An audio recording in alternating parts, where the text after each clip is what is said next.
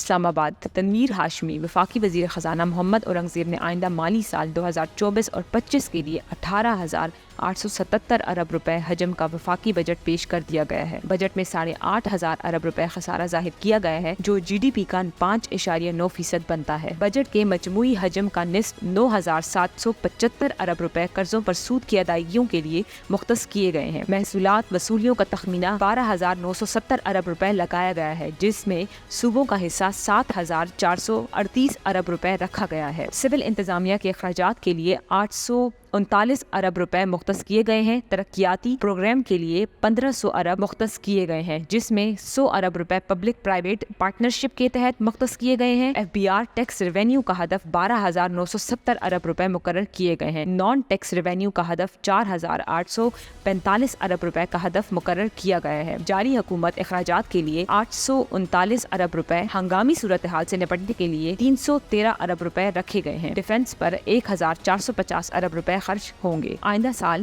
اقتصادی شرح نمو کا 3.6% رہنے کا امکان ہے۔ مہنگائی کی شرح 12% متوقع ہے۔ Primary surplus G D P کا 1% ہوگا۔ آئندہ مالی سال کے 66 ارب روپے بیرونی قرضہ لیا جائے گا۔ مقامی قرضہ 7,803 ارب روپے لیا جائے گا۔ عوام کو صحت کی بہتر خدمات کی فراہمی کے لیے 24 ارب روپے کی رقم مختص کی گئی ہے۔ ایچ سی کے لیے کرنٹ بجٹ 65 ارب روپے کی رقم مختص کی گئی ہے۔